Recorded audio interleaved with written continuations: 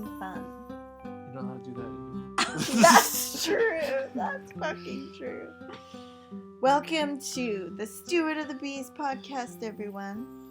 We're your hosts, Willie and Saz. Hello. Just leave it.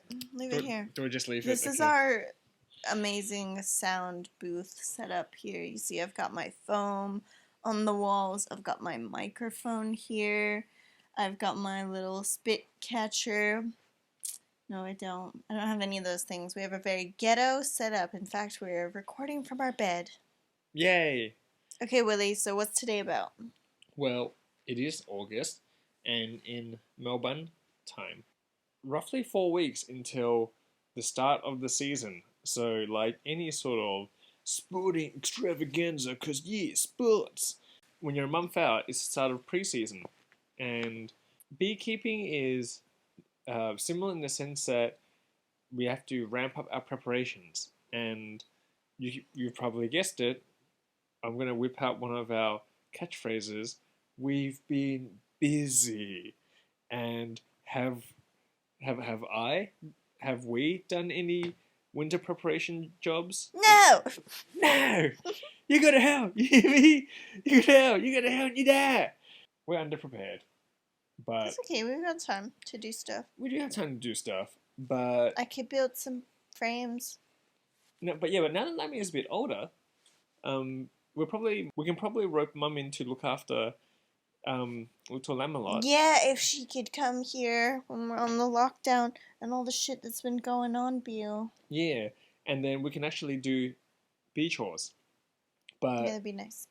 But anyways, so it's the preseason, so today we thought we would do some, Willie just wanted to level with me about how my experience with beekeeping has been, because Willie has taught me everything I know. which is probably not ideal because there's better people to learn from. But No, he's amazing. The best teacher. But we did do an episode, something similar, 12 months ago in the ramp up to bee season. Little Lamelot was a lot smaller then, and we basically said, we're going to do this stuff for the beekeeping season, and then I didn't do any of that, and I'm basically doing the chores during the season, which is very hard. But It's now, going to be even harder this year because we have different circumstances now. yeah, but I figured role reversal, I'm going to ask you questions about preparation for bee season, because I suppose I've kind of roped you into this because we became romantically involved. You not only married me, you married the 15 hives. Don't talk like we're talking to our teenage child about the birds and the bees. You're like romantically involved. Well, yeah. We've got the birds do it and the bees do it. Yeah. So let's fall in love. Insert Henry Zabrowski voice. Y'all fucking. I am going to fire off some questions, and I would love to know your insights and your perspectives, because I've never really had a bee partner, and now you're my life partner, Sarah. Really? Yeah. So I'm honored. I've never had the experience of, like, longitudinally having bee chats with someone and being able to, like, shoot the shit with them about their bee journey and stuff. And of course, I am by no means a master. As a matter of fact, I'm not even a samurai. No. I think, honestly speaking, I would say I am I think you're pretty experienced. good amateur. Yeah. I think, to use a One Punch Man reference, I am like the Moomin Rider of beekeepers. I'd say I'm like the Moomin Rider. And you would be like Pooty Snap. No, I just wanted you to be him because I want you to wear what he wears. Angel Dash. Yeah. Okay, but what are the questions? Okay, well, the first thing is, how have you found, like, trying to undertake beekeeping in, like, suburban beekeeping, talking about beekeeping, in our little community, and trying to engage people in it? It's been good. I think there are people who are truly interested. But I'd say they're hard to come by because most people will be like, wow, that's cool. Like, oh my goodness, bees. And then I, I think beekeeping is great. And I don't know, that it doesn't really go any further. And then there's some people who are like, wow, I've always wanted to learn about beekeeping. You should teach me about it. And then I tell them that I don't know that much, but that I have a great teacher called Willie Kwan. And yeah. And that's kind of one of the things we wanted to get into is like educating people about Yeah, beekeeping. because on that thread, we it goes without saying that you do all the heavy lifting in regards to trying to liaise with Bunnings, which we did have a gig lined up before COVID, which is Yeah. like obviously a It was world. one of the first things to get canceled, along with our birthdays Yeah, and our but anniversary yeah, but we're and just our being. daughter's birthday and his mom's birthday. Basically everything that we had planned. Yeah, Kisume. yeah, Anyways. but Bunnings aside, like a pandemic obviously takes precedence. Yeah, you do all the heavy lifting in trying to get our brand up. You've been doing the website. You've been trying to set up, some Zoom contacts, to hold people's hands with beekeeping and stuff like that. So, how have, um, considering that, like, you're not completely naive to, to beekeeping, of course, because, we've spoken about a lot sort of thing. But I suppose trying to captivate people to say, like, hey, you should give this a go and we can help you and be part of your journey. I just like hitting them with the fun tidbits that not everyone knows. Like if you talk about how queens go out and mate with the drones and how they have like a big orgy basically. Yeah. And then she snaps their dicks off. Like, you know what I mean? You gotta like hit them with the interesting facts, whatever's age appropriate, of course.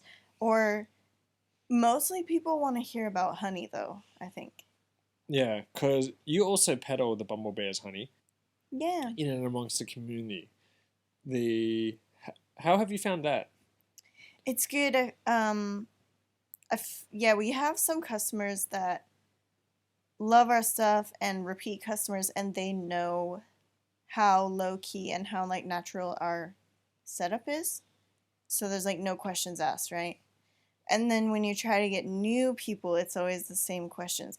Is it organic? What kind of honey is it? Do you warm it up? Before you sell it to us, do you put it through some machine? Is it raw? Is it, blah, blah, blah? It's it's very interesting you mentioned that Do you add because sugar? Yeah, that's everybody's, especially, I'm not going to say his name. it's okay. He's like, He, well, I get the one at Aldi. That's like $9, and this one's a bit expensive. You better not be padding it. And I'm like, yeah, dude, we don't. It's pure honey. they because like Because I know that's a big problem. Like, they are legit questions, and I think every consumer has every right to ask those questions. And obviously they don't know that you've been through the spiel before. I always tell them, I'm like, if they don't believe me, I'll be like, why don't you come watch us extract? Yeah. And then you can buy it straight away, and then Yeah. Like, you're gonna have to hang out for a few hours. Hope you enjoy it. That's actually what it's funny you mention that because I've actually said the exact same thing. We've never spoken about this before, but I've always said, if you really don't believe me, I will make time. You can watch me pull the frames out of the hive and watch me extract Well, and it also it. answers the question of why is it so expensive? Yeah. Because it's not only that honey's obviously like limited supply and we can't just like take and take and take from the hives. It's not just that. It's a lot of work to extract it. You mean, are you telling it's like me? A full day. Yeah, are you telling me that it's not easy when I set up the extractor and it took me between 12 and 4 a.m. to do all the frames of honey and pack down the extractor and all that business? Yeah, because you're a strong, amazing Billy Bear. You know what? I'm so glad we're doing it in our current house and not our old house. Our old house was fucked. Anyways. Okay, what's the next question? Okay, the next question is coming into season 2020, 2021. 2020, 20, and 21. Yeah. That's not confusing at all. If you could, if you could like sort of kickstart, I guess, a change I suppose, beekeeping community? Because obviously we can't have beekeeping groups anymore, right? Yeah. At the moment, well, probably not until the end of the year, if assuming that Victoria and Melbourne get to grip on COVID-19. How would you like? So we have to change regardless. Like the beekeeping community has to change regardless, whether it's in a commercial scale or in a suburban scale. What sort of impact would you like to make on the local beekeeping scene, and how would you like it to change? I think I want to see it be more like I want more people to be interested, honestly. And I want more people to be into the idea of hosting hives, even if they're not the ones that are going to take care of it. Like if you've got some land out there, I think you should be, if it's possible, looking for beekeepers to, use your land. Also, this whole like right now, I heard Sayla talking about people putting their hives in the national parks and stuff. It'd be better if we just had them close by.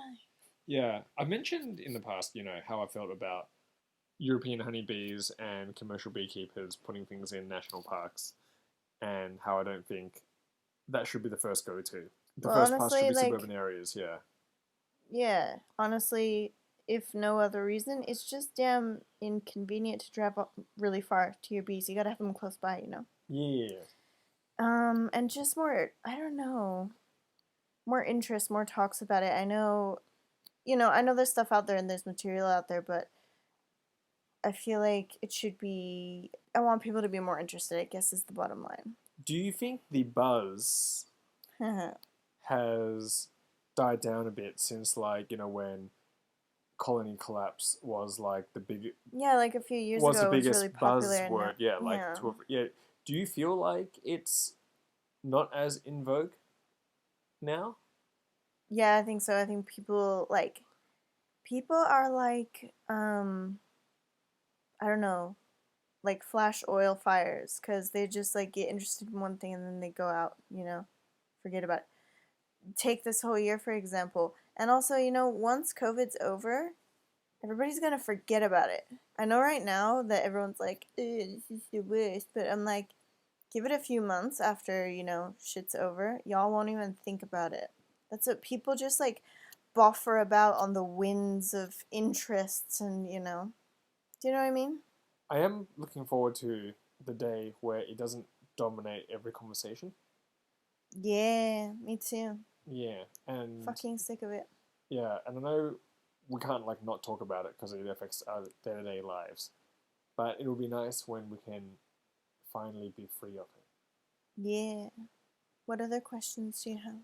I was going to say, do you think based on the people that you talk to and stuff like that, and not do you think the beekeeping community and even like say the community garden um, demographic are ready to move to like Zoom meetings, digital hangouts, more integrated and stuff like that?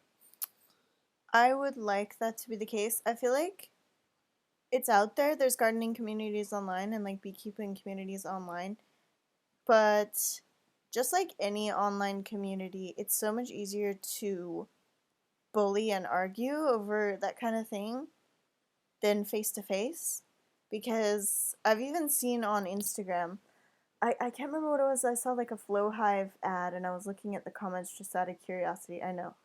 Never look at the comments, but I was looking at Oh, them. are you kidding me? It I was love the so comments. divisive. I and love the comments. and some people were being fucking rude, and then the vegans came in, Willie, and then it was just all over. Oh, what? And then Yeah. the vegans came in. Yeah. So I think that scares people Yeah, when there's not like a really safe place to talk about it, because you're gonna make mistakes, as you go, and that's fine. You gotta learn.